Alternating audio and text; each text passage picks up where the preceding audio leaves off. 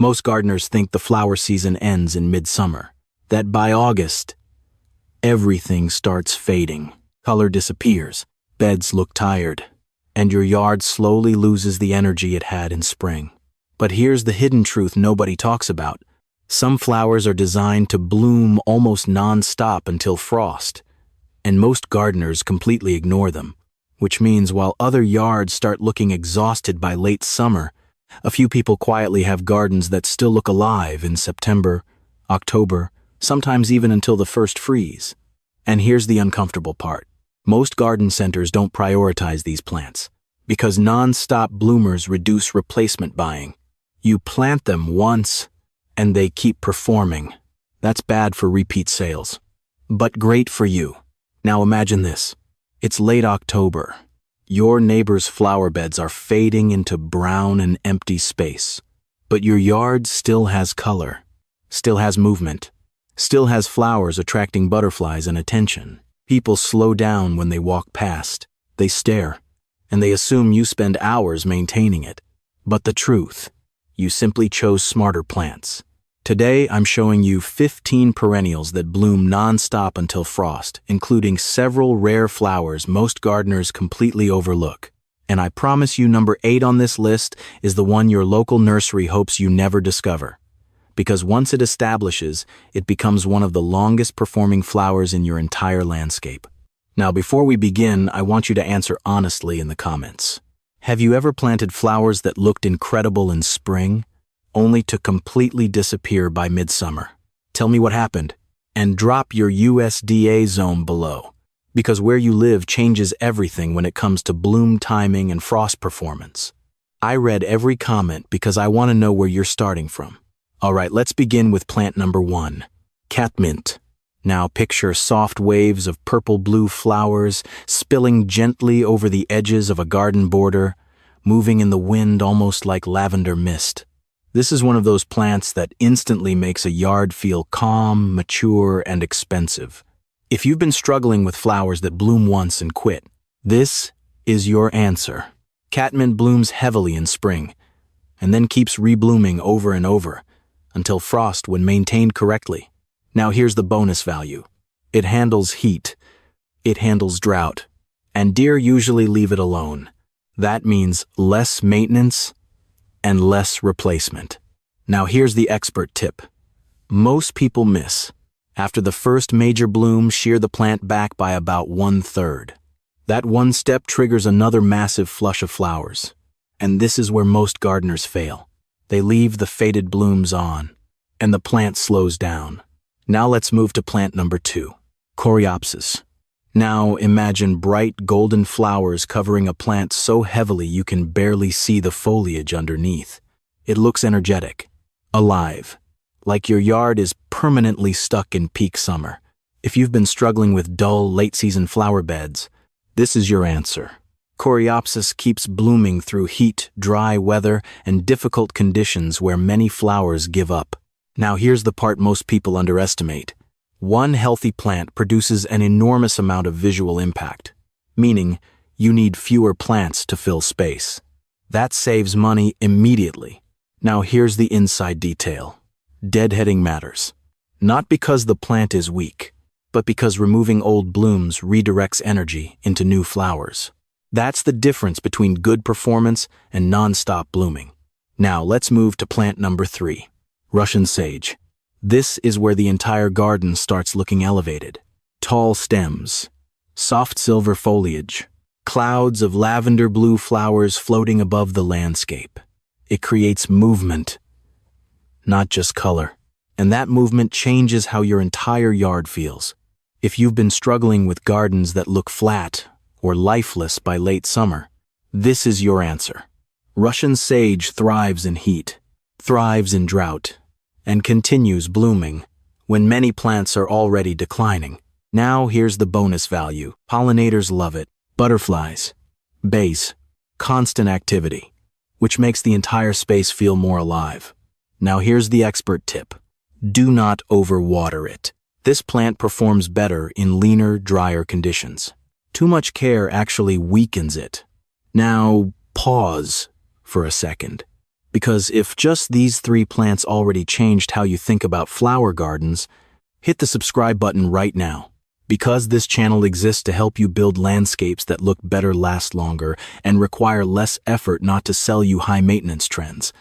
And in the next section, we're getting into the flowers that most people have never even heard of, but once you plant them, your yard starts outperforming almost everyone around you. Now we move into the flowers that separate an average garden from the kind of landscape people actually remember. Because most yards follow the same pattern: big spring color, a decent early summer, then decline. But the flowers we're covering now are different. These are the plants that carry your garden through the hardest part of the season: intense heat, dry conditions, and late summer exhaustion. And that's exactly why most gardeners overlook them. Because they don't always look dramatic in the nursery pot. They become impressive later, when everything else starts failing. Let's move to plant number 4, Gaura. Now imagine hundreds of delicate white or pink flowers floating above thin stems, moving constantly in the wind like butterflies hovering over your garden. This plant creates motion, softness, energy, and it keeps blooming for months. If you've been struggling with gardens that start feeling stiff or lifeless by midsummer, this is your answer. Gaura thrives in heat, thrives in poor soil, and once established, it just keeps going. Now here's the bonus value most people don't realize: it blends with almost everything. Female gardens, wildflower gardens, modern landscapes. It softens hard edges and fills awkward spaces naturally. Now here's the expert tip: do not overfeed it. Rich soil creates floppy growth. Lean soil keeps it upright and blooming heavily. Now let's move to plant number 5, Scabiosa, also called pincushion flower. Now picture soft lavender blue flowers floating above compact mounds of foliage, blooming continuously from early summer until frost. This is one of those rare plants that feels elegant without looking fragile. If you've been struggling with flowers that burn out too early, this is your answer. Scabiosa produces bloom after bloom after bloom when dead-headed consistently. And unlike many flowers, it stays compact and tidy. Now here's the bonus value. Butterflies absolutely love it. So your yard doesn't just look alive, it becomes alive. Now here's the inside detail. Never let spent flowers fully dry on the plant. Remove them early, and the blooming cycle accelerates dramatically. Now let's move to plant number 6, blanket flower Gaillardia. This is where the color intensity changes completely. Deep reds, bright oranges, golden yellows, flowers that almost glow in late afternoon sunlight. If you've been struggling with washed-out flower beds during summer heat, this is your answer. Blanket flower thrives exactly when other plants begin declining. Heat doesn't slow it down, dry soil doesn't scare it, and it keeps blooming all the way into fall. Now here's the bonus value. Minimal watering, minimal feeding, maximum bloom production. That's efficiency. Now here's the expert tip. Excellent drainage is critical. Too much moisture weakens the plant fast. Now let's move to plant number 7, Salvia. Now imagine tall spikes of purple, blue, or deep red flowers standing upright through the garden, constantly covered in bees and butterflies. This is one of the fastest ways to make your landscape feel active and energetic. If you've been struggling with flower beds that feel empty between bloom cycles, this is your answer. Salvia reblooms aggressively when trimmed correctly, and the bloom season can last for months. Now here's the financial advantage. One salvia plant creates huge vertical impact, meaning fewer plants needed overall. Now, here's the inside detail most people miss. Cut flower spikes back immediately after blooming. Do not wait. That fast pruning triggers the next flush quickly. Now step back and notice the pattern forming. These plants are not just blooming longer, they're solving problems. Heat, drought, flat-looking gardens, empty late-season landscapes. And they're doing it while requiring less effort than most traditional flowers. That's the hidden advantage most people never discover. Now, before we continue, if one of these plants already sounds perfect for your yard, hit the subscribe button. Because in the next section, we're moving into the rare performers, the flowers that most gardeners have never planted. But the moment they do, their gardens start standing out immediately. Now this is where things start getting interesting, because the next group of flowers are the ones most gardeners walk right past, not because they aren't beautiful, but because they don't look impressive in a small nursery container.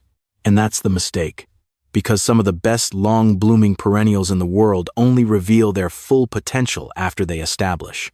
That's when they explode. That's when your garden suddenly starts looking layered, mature, and expensive. Let's move to plant number 8, Verbena bonariensis. Now picture tall, airy stems rising above your flower beds, topped with clusters of soft purple blooms that seem to float in the air. This plant changes the entire feeling of a garden. It adds height without heaviness, color without clutter, and movement without chaos. If you've been struggling with flower beds that feel crowded or visually heavy, this is your answer. Verbena blooms nonstop from summer until frost.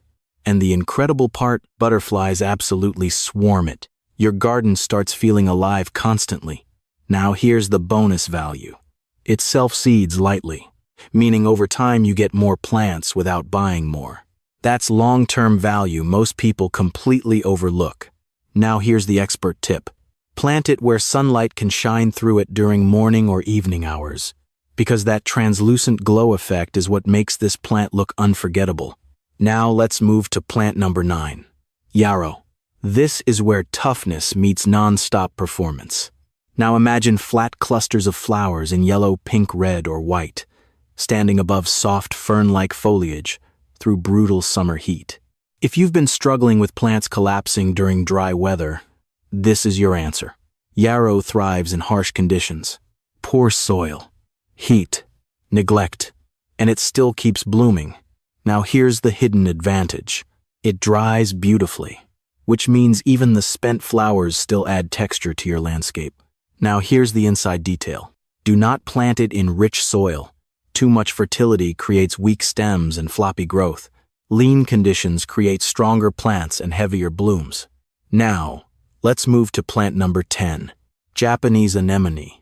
Now this plant is completely different from the others, because instead of peaking in summer, it becomes stunning when most gardens are already fading.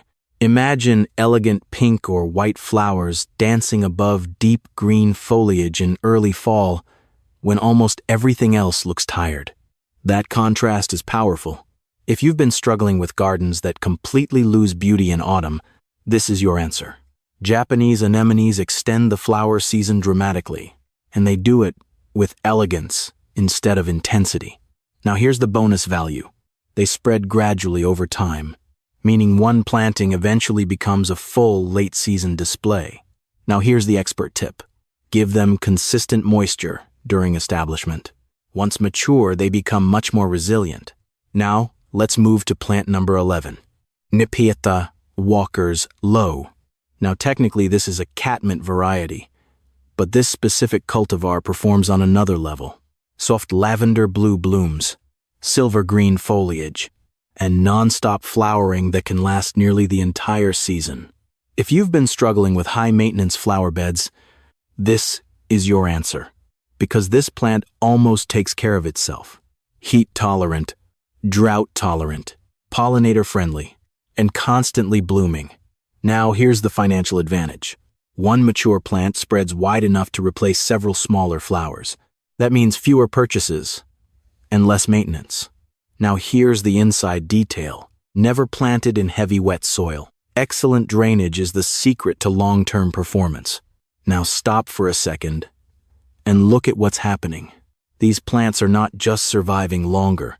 They are strategically extending the visual life of your entire landscape.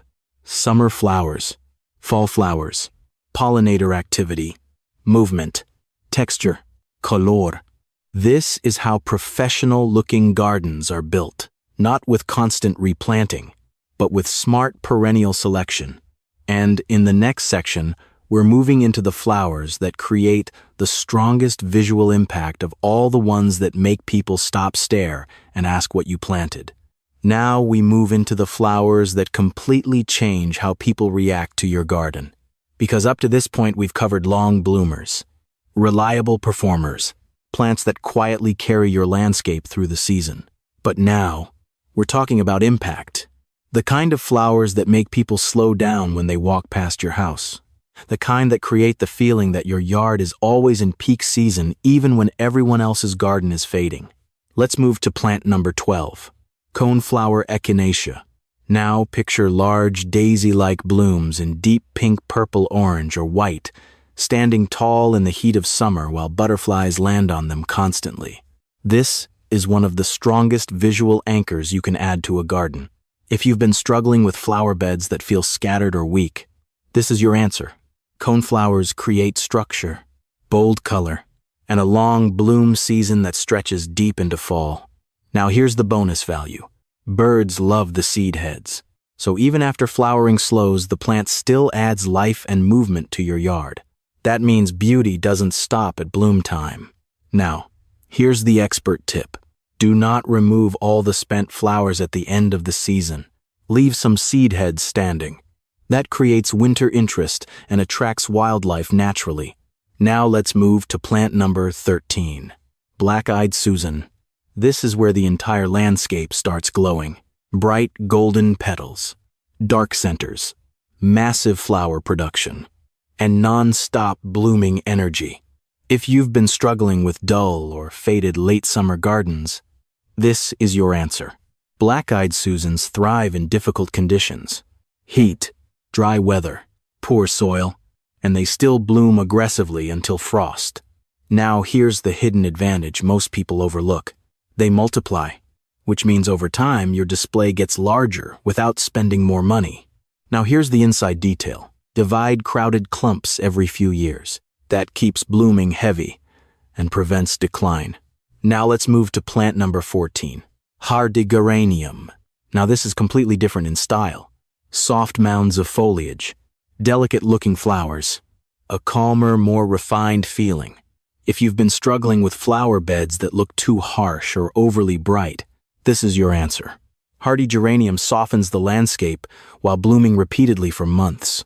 And unlike many delicate-looking plants, it's extremely resilient. Now here's the bonus value. It works almost anywhere. Borders, containers, under shrubs, even difficult transition areas. That flexibility makes it incredibly useful. Now here's the expert tip. After the first bloom cycle, shear the entire plant lightly. That one step often triggers a second major flush of flowers. Now, let's move to plant number 15. And this one might be the most underrated flower on the entire list. Autumn Joy Sedum. Now imagine thick, succulent foliage, staying attractive all season long, followed by massive flower heads that slowly shift from pale pink to deep bronze red as temperatures cool. This plant doesn't just bloom, it transforms, and that transformation carries your landscape straight into fall. If you've been struggling with gardens that completely collapse by autumn, this is your answer. Sedum thrives when other plants begin declining. Heat doesn't bother it, drought barely affects it, and the flower heads remain attractive long after blooming ends. Now here's the bonus value. Almost zero maintenance, which means long-term beauty without constant work. Now here's the inside detail. Avoid rich soil and overwatering. Too much fertility creates weak, floppy stems. Lean conditions create stronger, upright growth. Now step back and look at the full picture you've built. Catmint, Russian sage, gaura, verbena, coneflowers, sedum. These are not random flowers. They are strategic bloomers, plants selected to carry your landscape visually, from spring all the way to frost. And that's what most people never understand. Beautiful gardens are not created through constant replacement. They're built through timing, layering, and selecting plants that peak at different moments. Now in the next section, we're going to break down exactly why these nonstop bloomers perform so differently from ordinary flowers. And once you understand that, you'll never look at flower shopping the same way again. So why do these flowers keep blooming for months, while most other perennials seem to fade after a few weeks? This is where everything starts making sense. Because once you understand the logic behind nonstop bloomers, You stop buying plants based only on how they look in the nursery, and you start choosing plants based on performance. Here's the truth. Most gardeners never realize a flower bed is not supposed to peak once. It's supposed to evolve continuously. But most common plants are bred for one thing: a huge early display. That's why they look incredible in spring garden centers. Massive blooms, bright color, instant impact. But after that first bloom cycle, energy drops, flower production slows, and by midsummer the display is mostly finished. That's the cycle most people accidentally build into their yards. But the flowers we covered today work differently. Instead of one massive bloom, they produce waves of blooms, continuously. And the reason is biological. These plants evolved in difficult conditions: heat, dryness, open grasslands, rocky soil, which means survival depended on long flowering windows, not short explosive displays. That's why many of them thrive on neglect, and that's why overcare actually weakens them. Now think about the pattern you've probably noticed. Russian sage prefers lean soil. Gaura dislikes overfeeding. Yarrow blooms harder in poor conditions. Sedum collapses in rich soil. That's not random. These plants are adapted to stress, and stress triggers flowering. Now, here's where most gardeners accidentally ruin everything. Too much fertilizer, especially high nitrogen fertilizer, because nitrogen pushes leaf growth, soft growth, weak growth, and when plants focus too heavily on foliage, flower production drops. That's why some gardens look lush, but barely bloom. Now let's talk about another critical factor: deadheading. This is one of the biggest differences between average gardens and nonstop blooming gardens. Because flowers have one biological mission: produce seed. Once they complete that mission, the plant slows down. It believes the cycle is finished. But when you remove spent flowers early, you interrupt that process, and the plant responds by trying again. More flowers, longer bloom time. That's the hidden mechanism behind nonstop blooming. Now here's another thing most people misunderstand. Blooming is energy expensive, very expensive. So nonstop bloomers must balance flower production carefully. That's why many of them produce smaller flowers, but in massive quantities over long periods. And visually, that often looks better than a few giant blooms, because continuous color creates the feeling of a permanently active garden. Now let's connect this to landscape design. The reason professional gardens feel alive longer is because they layer bloom cycles intentionally. Early bloomers, mid-season bloomers, late-season bloomers, and then non-stop bloomers woven throughout everything. That creates continuity, movement, rhythm, instead of one dramatic peak followed by decline. Now here's the most important shift you can make. Stop asking, what flowers look best today? Start asking, what flowers will still perform in September? Because that one question completely changes the quality of your landscape. Now step back and look at what you've learned so far. You now understand why some flowers fade quickly, why others bloom non-stop, why poor soil sometimes creates better flowering, why pruning matters, why overfeeding weakens performance. That's knowledge most gardeners never fully figure out. And in the next section, we're going to turn all of this into a practical system so you can build a flower garden that stays colorful until frost without turning gardening into a full-time job. Now let's turn all of this into a system you can actually use. Because this is where beautiful gardens stop being random and start becoming predictable. Because most people plant flowers the same way. They buy whatever looks good at the nursery, bring it home, plant everything together, hope for the best, and then wonder why the garden looks incredible for 3 weeks and disappointing for the next 4 months. But non-stop blooming landscapes are built differently. They are planned for endurance. And once you understand that system, everything changes. So let's simplify this into 3 clear rules. Rule number 1, build the foundation correctly. This is where most flower gardens fail before they even begin. Because people focus on flowers instead of soil spacing and light. Now here's the truth. Most nonstop bloomers hate rich, wet conditions. That surprises people. But it's true. Too much fertilizer creates weak stems and excess foliage. Too much water reduces flowering. Poor airflow increases disease and stress. So the foundation matters more than the flower itself. Here's what you want instead. Well-draining soil, good airflow, enough sunlight, and slightly leaner conditions. That combination encourages stronger blooming. Now here's something most gardeners miss. Spacing matters emotionally as much as biologically. Crowded gardens feel chaotic, but properly spaced flowers create movement and elegance. Especially plants like Gaura verbena and Russian sage. Give them room to breathe, and suddenly the entire landscape feels more expensive. Rule number 2, layer your bloom timing. This is how you avoid the dead garden effect in late summer. Because if all your flowers peak at the same time, the entire garden declines together. But nonstop bloomers work best when layered between different flowering windows. For example, coneflowers carry midsummer.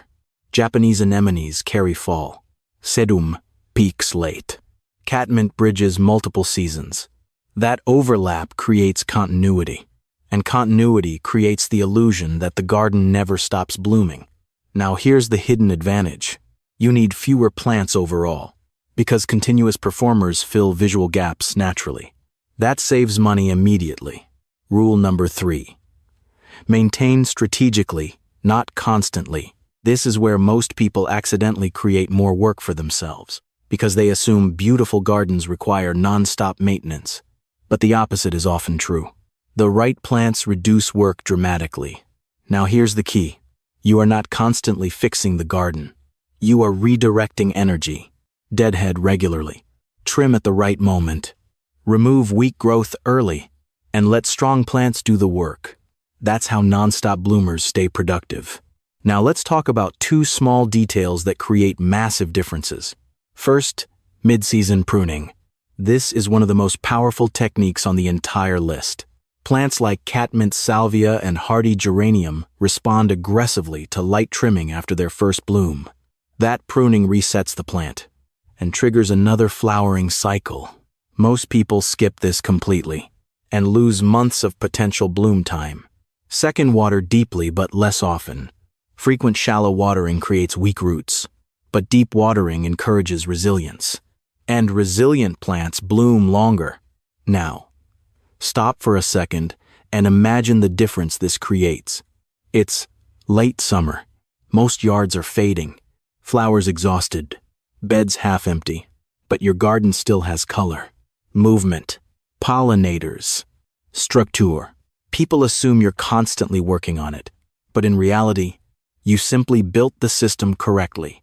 That's the hidden advantage. Now in the final section, we're going to bring everything together, and I'm going to show you how to think about your garden completely differently from this point forward. Now let's bring everything together, because this is where a flower garden stops being decoration and starts becoming identity. Because once you understand how non-stop bloomers work, you stop chasing short-term color. You stop buying flowers that peak for 2 weeks and disappear, and you start building a landscape that performs season after season with less effort and more impact. That changes everything. Now think about what most people experience. Spring arrives. They rush to the garden center, buy whatever looks bright and dramatic, plant everything, and for a short time, the yard looks beautiful. Then summer heat arrives. Blooms fade, plants decline, and by early fall the entire garden feels tired. That's the cycle most people repeat every single year. But what you've learned today breaks that cycle. Because the flowers we covered are not temporary performers. They are strategic performers. Plants selected not just for beauty, but for endurance. Catmint, Russian sage, Gaura, verbena, coneflower, sedum. These plants continue working long after ordinary flowers stop. And that creates something most gardens never achieve. Consistency. Now let me make something very clear. You do not need all 15 plants to transform your yard. You need a few smart combinations. Because this is not about quantity. It's about structure. For example, pair Russian sage with coneflowers, and suddenly the garden has both softness and strength. Add gora near darker foliage, and the movement completely changes the mood of the space. Use sedum near late-season bloomers, and your garden suddenly carries visual weight into autumn. That's how professional-looking landscapes are built, not through expensive designs, but through intentional layering. Now here's another important shift. Stop thinking only about flowers. Think about timing, movement, texture, height, because the gardens people remember most usually aren't the loudest. They're the ones that feel balanced and alive for the longest amount of time. Now, let's talk about the emotional side for a second, because a non-stop blooming garden changes how a home feels. You step outside in late summer, and instead of seeing decline, you still see life. Color, pollinators moving, flowers catching evening light. That affects you. It changes how the space feels emotionally. And most people underestimate that completely. Now here's the biggest mistake I want you to avoid moving forward. Do not build your garden around impulse buying. Build it around seasonal performance. Ask yourself, what will this plant look like in September? That single question instantly separates smart gardeners from frustrated ones. Because the best gardens are not the most expensive. They are the most intentional. Now let's zoom out one final time. You now understand which flowers bloom longest, why nonstop bloomers outperform traditional flowers, why poor soil sometimes creates better flowering, why pruning matters, why layering bloom cycles changes everything. That's more actionable knowledge than most gardeners ever develop. And once you apply it, your landscape starts improving every single year instead of resetting every spring. Now this isn't just a video, it's a plan. A plan to create a yard that stays colorful, alive, and impressive all the way until frost. So here's my question for you. Which one of these perennials are you starting with first? And what USDA zone are you gardening in? Drop it in the comments, because I want to see which plants are performing best across different climates. And if you haven't subscribed yet, hit that button and turn on notifications, because the next video might completely change how you think about your garden too. Now go build something that still looks alive when everyone else's garden is fading.